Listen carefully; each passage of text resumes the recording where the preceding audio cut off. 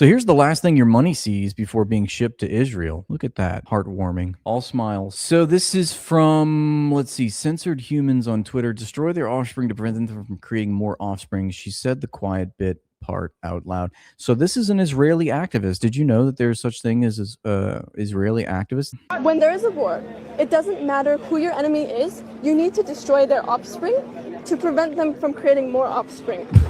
When there is a war, it doesn't matter who your enemy is. You need to destroy their offspring to prevent them from creating more offspring. I'm pretty sure there's laws against that, Shoshana. But nice try. And I don't think that that's a war that you're describing. I think you're describing a genocide. Just replace that one word and then we'll be A-okay. You can carry on. What a nice young lady, exactly. Free Palestine and abolish ICE are exactly the same fight against exactly the same enemy. And you need to recognize this. Here is a clip of Israeli settlers singing. So brace your ears. A lot of pain is on the way. Israeli settlers are singing with their children, celebrating the bombs that are falling on Iran as God's plan. I'm guessing this was back in the 12-Day War. This is the public performance of a society built on ethnic cleansing and sustained by supremacist fantasy. Bomb, bomb, my brothers, when you're messing with the Jews, you're always gonna lose. It's God's plan, and God rules the land. Just like everything with Israelis, they have to use like AI for their Hasbara. They couldn't even sing the song, you know, they had to dub in some computer-generated music. The cover band. Disgusting. It's only disgusting if you like good music, then you're disgusted. This is another just beautiful Israeli soul that is bragging about stealing chairs from Gaza. She says, when your friends have a chair from Gaza on their balcony, you strike a pose. The Sinwar Sheikh, so she's making fun of the people that they've executed, the occupied people that they've executed, the slaves that they've executed in the concentration camp that is the Gaza Strip. So that's about what we expect, because, you know, all jokes from their sense of humor is founded in cynicism and sadism. Did you know that? They can't joke about normal stuff that like normal people joke about. It's always rooted in contempt for other people. Oh God, brace yourself. Another Mark Levine clip. Borders, and we are enemy number one. They've tried to assassinate our president 2 or 3 times, and they've threatened to kill our president in the last 3 weeks 5 times. Does that tick anybody off? No. Does that tick us off? No. It ticks me off. Well, okay. Have you tried crying about it? No regime should be able to threaten our president and still exist. The idea that if they kill our president, we will wipe them off the map, excuse me, they don't get to kill our president. We get to kill theirs. That's what he sounds like. And that's exactly what he's responding to, you know? I mean, Donald Trump has threatened the life of the supreme leader in Iran, Ali Khamenei, and threatened to assassinate him. It's supposed to go that way. Never should the imperial boomerang come back to hit us in the imperial core, of course. That regime needs to be wiped off the map now. That's right, I said it. He's so brave. Levine, why don't you strap up, get yourself a gun, and Put on some soldier pants and head to the Middle East, all right? You go take the charge, old man. The head of the snake. Oh, no. Yeah, exactly. Oh, no, he said it. Oh, my goodness. What are we going to do? He said it. Snake needs to be destroyed with all our muscle power and so forth. The pyramid, not the edges of the pyramid, not even the center of the pyramid, the top of the pyramid. Khomeini, his family, and that inner circle. Calling for his family to get executed. This guy's lost his marbles. Needs to Quick, somebody drop some pennies so he gets distracted. be taken out by our armed forces. It's not an easy task. In addition, they still have ballistic missiles, maybe 1,000. All right, well, suit up, Mark. Go ahead. Go pilot an F-35 and bon voyage. To hit us, to hit the Israelis, and so forth and so on, which is why Israel needed time to have defensive missile systems in place, why we needed time to have our defensive missiles in place, to have our offensive activity ready and our defensive activity ready. And I believe the President of the United States, he'll have a number of decisions to make. He will make the right decision. This regime needs to be taken out. Those people live in basically what is a concentration camp. Tens of millions of them who want to be free, who want to work with the United States of America. I mean, in defense of Mark Levine's voice, which is grating and abusive to the ears, just consider the fact that you would probably be talking similarly if you had a kosher butt plug stuck up your ass 24/7 that was vibrating and was remote controlled by the Mossad. And the rest of the free world who are being slaughtered in the most horrific ways, particularly the women, particularly teenagers. Just goes on. And this regime will not go away. The guy that has defended and cheered on the bloodletting in Gaza, which is basically a children's Holocaust, suddenly cares about teenagers and women. Unless we make it go away with their 10,000. It's obvious that their conception of children and women is very narrow. It's not all children, it's not all women. Very, very narrow definition. Who are the worthy victims and who are the unworthy victims? It's like, depends on their skin tone, I think. ICBM and nuclear warheads in the future than it's ever been. This is a very difficult task, but a task it is. And I am certain the President of the United States will do what he said. And I'm certain he's the only one who can do what he said. That's right. The pedophiles, they really care about the children, guys. They're just trying to save the children. Come on. I haven't seen this, but I'm told it's hilarious and genius. So let's see. We'll be the judge of that. Thank you. Oh, Tiny Hat approaches. What's that? This should be Should I good. just start speaking right now? Are you Tammy Cohen? Yes. Yeah. Hi, my name is Tim. Just introduce yourself. And Oh, okay, sorry. My name is Timmy Cohen. My address is 209 Clemens Court, Orlando, Florida. I'm sorry, I'm very nervous. Give me 1 second here. I have to go to my notes. My name is Timmy Hang on, guys. He's got to go to his nuts. His nuts or his nuts? His nuts. Cohen. I'm an LGBTQ civil rights activist, along with Black Lives Matter activists. I'm a third-generation Holocaust survivor. My great-grandmother was Irene Zisblatt. She wrote a New York Times bestseller called Diamonds in the Fecal Matter. What? Diamonds in the fecal matter? Anti-Semitism at an all-time high with wild Jewish conspiracy theories about the Jewish people. And there is an anti-Semitic website that is being spread around all over the state of Florida, as you guys know. This is some of the conspiracy theories that they're accusing the Jewish people of, which is COVID, Jews controlling all of the media, 6 Jewish corporations owning all the media, okay? 80% of Joe Biden's cabinet being Jewish, okay? And these flyers are very hard to see because when you are on the news, when you look at them on the news agencies actually blur these out. So they can't. So I was looking into this stuff and I just went to the website and downloaded these. So white supremacists are blaming Jews for mass migration. They're saying there's 30 Jewish NGO groups. They're blaming Jews for slavery. They're blaming Jews for gun control. They're blaming Jews for Trump, all of his donors being Jewish. Okay? They're also blaming Jews for pornography and hookup culture. Okay? All of this. So these conspiracy theories are just running wild. I mean, LGBTQ movement. I mean, we're getting blamed for every freaking thing in the world here. Abortion, Disney. I'm waiting for the punchline. Like, is he trolling? Is he being genuine? Child grooming. So although all of the executives are Jewish. Look, it's even in Disney font. When they say Jewish, it's like, it looks like Disney letters. At Disney, and it's stated here. I think that I can come up with a solution, and instead of demonizing people, for this hatred, I think that the solution is me being a Jewish person, that we should just come clean and just talk about like the involvement, like all of the names here.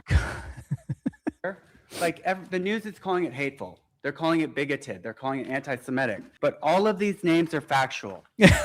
So we can either make anti-Semitism punishable by death like we did in the USSR, okay? What? Or we could take away free speech. Anti-Semitism was not punishable by death. Or we can just talk about the facts, okay? I'm Jewish. Our people are controlling all of America, okay? So I want to stop anti-Semitism by being honest. And that's all I have. Thank you. Wow. okay, Definitely something that we talk about on stream a lot. The fact that we can't say something that they're perfectly capable of shoving in our face, and telling us how there's a sketch in here somewhere, because we're told that the Jews are special. They're chosen, they're unique, they're remarkable, special people. And that uniqueness is evidenced by their massive support and control over a lot of our institutions. It's often said that Judaism is overrepresented in our political institutions and our financial institutions. So they can say all this to us, and then when we repeat it back to them, it's somehow antiseptic. But yeah, this comment, exactly. Adam says you're being lied to about Iran, and he shared this post. It says, the bloodiest battle for Americans in World War II was the Battle of the Bulge. Keep in mind that it's the bloodiest battle of Americans in World War II. It lasted 6 weeks. The Germans used aircraft, bombs, machine guns, tanks, and other heavy weapons. How many Americans died? 19,000. 19,000 in 6 weeks. Yet Iranian forces supposedly killed 20,000 people in just 2 days without using any of this. You'd have to be a nut job to believe that number. This is just a funny meme. Here are all the indigenous Israelis. Isaac Herzog, Ireland. Satan is actually from Poland. Yoav Galant, Poland, Polish. Bezalel Smotrich is Ukrainian. Itamar Ben-Gvir is a lowly Iraqi. He's a Mizrahi Jew. Eli Cohen, a Moroccan. Yair Lapid, he's Serbian. Benny Gantz, who shit his pants, is, what was that? Hungary and Romanian. Gilad Erdogan is Romanian. Mark Regev is Australian and German. Zippy Hotoveli is Georgian. There you go. You can be from Israel, but also be from everywhere else in the world too. That's the special thing about Israelis. This is just crazy. Remember we're talking about Greg Bovino, how he just got ousted as the commander of ICE. He's being recalled back to El Centro, California. He's been demoted. This is him. Is this a real video? Because this is just, he's on the front lines. And by front lines, we mean a Minneapolis neighborhood, of course. And he's shouting and he's throwing, he's like literally gassing American citizens. Watch this. You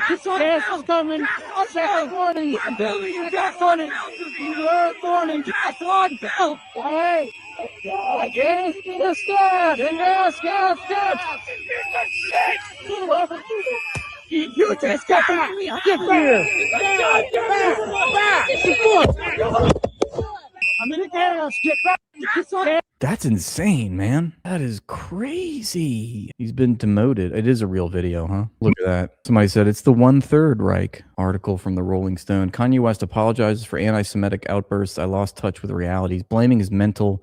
He's blaming his car crash 25 years ago on his anti-Semitism.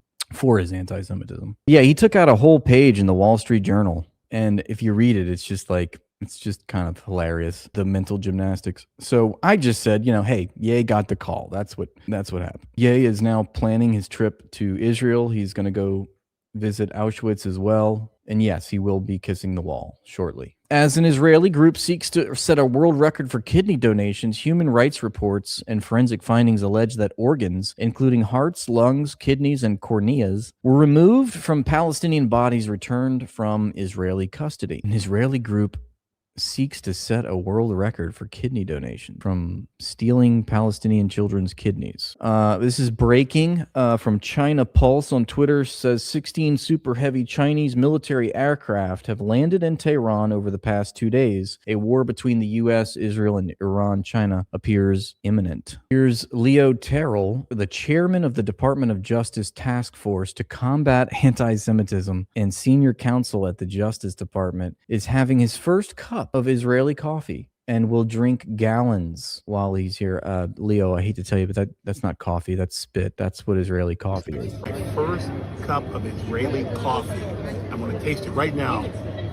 Israeli coffee as he's stuck at the Tel Aviv airport at a Starbucks. This just in, the Israeli coffee is a Starbucks. Leo TV. Woo! Powerful. Strong. You got no chance, America. Israeli coffee is number one. God bless America. God bless Israel. God bless President Trump. So not only Israel first, but Israeli coffee first, too, before anything. Israel always number one, baby. What is that video supposed to... Is that supposed to make us like Israel now because they have good coffee? Okay. This is the EU president, Ursula von der Leyen, saying that Europe is the values of the Talmud. Yeah, sure thing. See if I can get this clip to play. It's not playing. What the fuck, man? I don't know why it's not playing. Is my internet... Oh, here we go. Jewish sense of personal responsibility, of justice, of solidarity. The values of the Talmud. The Jewish sense of personal responsibility, of justice, and of solidarity. So the personal conception claimed by the Jews of justice is, you know, it's got to be Jewish justice. It's not just justice and liberty and freedom and democracy. It's got to be, everything's got to be with that adjective Jewish to describe these things. Jewish justice. We don't want justice. We want Jewish justice. It's a difference. Got it. Also, the Talmud. I mean, maybe you could get away with saying the Torah, but the Talmud is basically preaching Jewish supremacy. in no uncertain terms. So I guess that's probably right for that. That's par for the course when it comes to the EU and Europe at large. Here's a caricature of New Gaza 2040, and it's just, remember that disgusting graphic they showed? Well, we did an updated version here where it's just skulls that are being constructed into buildings. About right. But a little bit more accurate, right? This is a feel-good story. Protesters are now creating a database to register violent ICE agents, kind of like how they're doing that to us, surveilling us, tracking us. Let's go. This time is personal. It's time to reap what you sow. Scanning image for faces. Holy sh! You hate when they use the technology against the people that are oppressing. Here's a clip of Satan telling Israeli anti-Semitism conference that anti-Semitism took a respite in recent times, but it spread like a virus after Octagon 7 for no specific reason, of course. This pure evil now threatens to destroy Western civilization in the world, he suggests. Anti-Semitism took a respite for a few decades. You couldn't really do that in polite society, but it raised its head again. And of course, most prominently, after October 7th, when the disease spread again, the virus spread throughout the world. Imagine that. Imagine that an armed resistance operation for occupied people carried out against their occupying oppressors. And what does the world see? The world actually blames Israel for it. So he's sort of admitting that the world does not look upon Israel as the victims of October 7th, but the perpetrators, which is correct. And he's coping. Why is it important? There was a great writer in the late 19th century. His name was Israel Zangwill. Oh, his name was Israel. If I'm like, who is this great writer? John Steinbeck? No. William Faulkner? No. Ernest Hemingway? No. His name was Israel. You don't know him, but if you lived in England in the 19th century, you read his books or saw his play, The Children of the Ghetto. He was a great, great writer. And he became Theodore Herzl's great supporter. Perfect. Another war criminal. Awesome. Britain. It's not a good look. And brought him to Britain. The founder of Zionism. The founder of Zionism was a great friend to this wonderful writer named Israel. And Zangwill had a saying. He said, obsta principi. That's in Latin. My Latin isn't that good. But what it said was, what he meant by that is oppose bad things when they're small. Oppose bad things when they're small. Don't let bad things, don't let evil things grow and grow and grow. This man is lecturing us on how to stop evil. The embodiment of evil is telling us, pontificating to us from his podium, about how to stop evil. Because it will be impossible to fight them or much more costly to do so. This is what we are facing today. Anti-Semitism is pure evil. Anybody in his right isn't real is not small. It is, however, very tiny. Right mind understands that. But what is not understood was not understood 90 years ago, that when this evil manifested itself in the heart of Germany, or before that, as Theodore Herzl saw it, at the turn of the century of the 20th. The turn of the century? Are you talking about Zionism? Century. In France, supposedly the most advanced society, when he saw that, he saw the danger not only to the Jewish people, he saw that as a danger to Western civilization. As did my father, who was a great historian, but he was a young man. He was 23 years old when Hitler rose to power in 1933. And he said that Hitler's racism will not only cause a Holocaust, the word he used, a Holocaust of the Jewish people. It will destroy the world. Well, that is just some beautiful historical revisionism from the great philosopher king. Thank you for that, Satan. So prescient and insightful. We saw this clip. I think I reposted, though. It's funny because they gave up immediately. This police tried to storm at protesters, peaceful protesters. They charged at them, and then when the protesters didn't run any further, they just started retreating. It's like, freedom! All right, stop. Okay. All right, let's now quietly back away.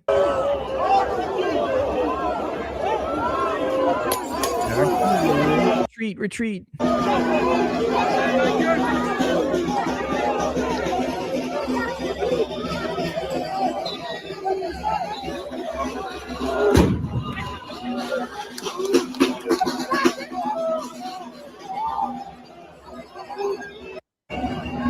Friends in Gaza, I am so proud to be at your art show. مرحبا، أنا مبسوطة كتير أكون بهاي المحل الفن. Let's go around and look at your art, and it will almost be like you're here with us.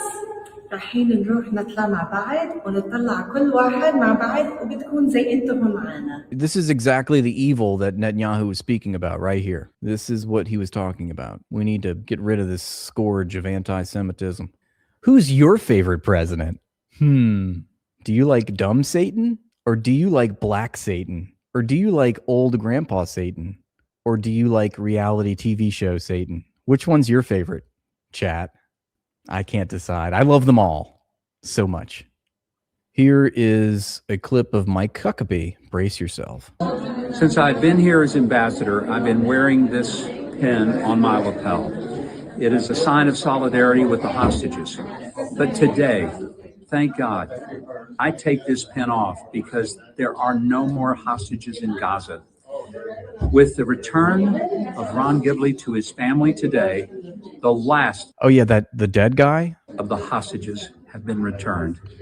My heartfelt thanks to President Trump. And so the IDF, the translation is that the IDF finally fished him out of the rubble that they killed him in. All those who have helped to make this day a reality. I'm sure they just found a Palestinian corpse and was like, yeah, that's the guy. So many prayers for the families, for the hostages. I want to make clear, and I've said this now for months, I'm not going to keep this. I don't want to keep it. Shove it up your butthole, Mike Huckabee. Because it's a reminder of something I just soon forget, of the torture and the horrific things that happen to people that should never have happened. So now that I take it off, I will get rid of it, and I pray I never see it again, and I pray that never again will an Israeli ever have to wear a pin that makes them think about someone taken hostage. May everyone be free forever. Yes, everyone. Clearly not everyone, according to Mike Huckabee, because there's thousands, tens of thousands of Palestinian hostages being kept in Israeli prisons right now. But again, they're not worthy victims, of course. So we can't think of them as victims of, there's the 1/3 Reich, guys. I told you it was real. Yeah, that's true. Millions in Gaza as well. Exactly. Those are the hostages.